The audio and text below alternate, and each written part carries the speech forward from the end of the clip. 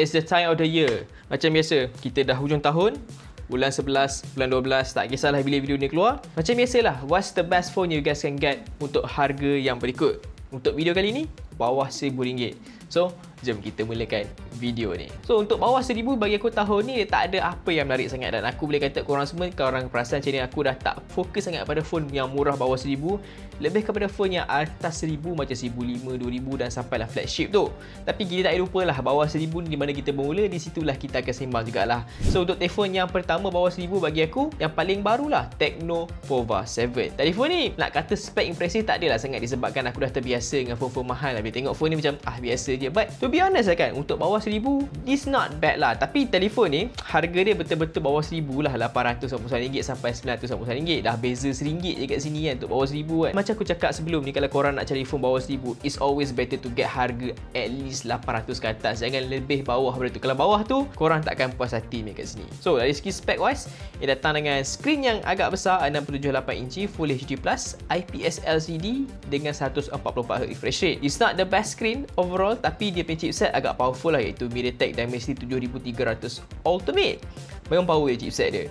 And overall tu, spec wise dia bagi aku standard lah untuk telefon bawah RM1,000. It's not the best, but overall tu kalau korang yang nak main game, social media, memang bagus lah kat sini. Untuk telefon yang kedua pula adalah Infinix Note 50S. Ini adalah personal favourite aku lah untuk bawah RM1,000 disebabkan apa yang ditawarkan tu, it's not the best, tapi aku suka dia punya screen lah, iaitu screen AMOLED 6.78 inci dengan 144Hz refresh rate.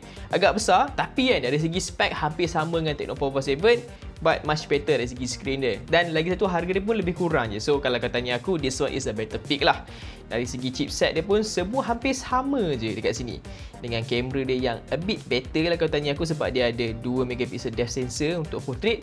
Bateri pun kecil sikit je lah, cuma 5200mAh dengan fast charging 45W. Cuma itulah bateri kecil sikit, tapi overall tu kalau katanya aku bawah RM1,000, this is my pick lah kalau katanya personal favourite aku kat sini. Untuk telefon yang ketiga pula, aku rasa yang ni pun menjadi salah satu fan favourite dia, iaitu Tecno Camon 40 Pro 5G. Telefon ni harga dia atas RM1,000, tapi percayalah cakap aku, untuk promo korang boleh dapat bawah RM1,000. Dan bagi aku, antara dia punya main attraction adalah dia punya spek dia yang aku boleh kata padu, tapi tak sepadu macam dua telefon ni, iaitu dia punya chipset yang bukan versi Ultimate. So it's a bit lemah sikit, tapi tak lemah sangat lah. Harga dia pun atas RM1,000, so dia jadi macam kurang sikit lah. Tapi dia datang dengan IP68 dan juga IP69.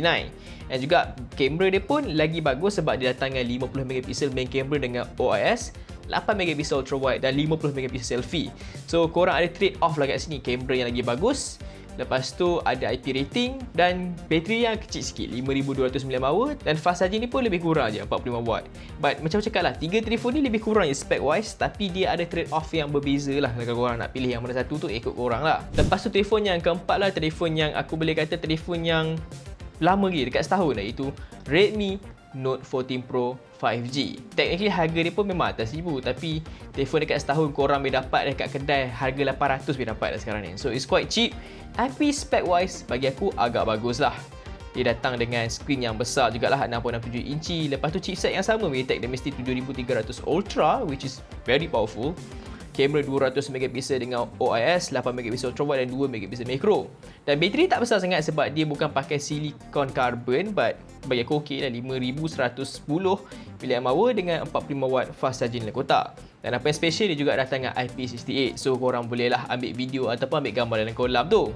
So that's quite nice kat sini lah. Dan dia juga datang dengan HyperOS. Dan telefon yang terakhir adalah daripada Samsung. Surprisingly untuk bawah RM1,000 ni, Samsungnya phone is not the best, tapi Samsung Galaxy A26 ni pun harga atas RM1,000. Macam cakap, kebanyakan telefon ni semua harga atas RM1,000, tapi macam aku cakap kembali tadi, harga promo berbeza. So korang boleh dapat dengan harga bawah RM1,000 sebenarnya. Percayalah cakap aku. Tapi spec wise dia pakai Exynos 1380. Untuk spec wise dia pakai Exynos 1380, which is quite okay. Lepas tu datang dengan screen Super AMOLED dengan 120Hz refresh rate, probably the best screen dalam list ni. And then kamera pun not bad, 50MP main camera dengan OIS, 8MP ultra wide dan 2MP macro. Cuma apa yang kurang di sini adalah bateri dah 5000mAh dan fast charging dia hanya 25W saja. So it's a bit lackluster itu, tapi apa yang membuatkan Samsung ni special adalah dia punya software yang sangat bagus, iaitu One UI 7.0 tu. So di antara semua telefon ni, yang mana pilihan korang? Kalau korang nak phone yang lebih power, korang tunggulah bawah RM1,500 untuk bulan 12 ni pula. Of course bawah RM2,000 dan juga flagship gila. Dan mungkin kita buat flagship sekali lah untuk hujung bulan 12, sebab aku tahu korang pun nak tahu kan phone flagship apa yang akan keluar pada tahun ni juga tahun depan kan. So itu sahaja daripada aku, Imran. Assalamualaikum. Bye bye.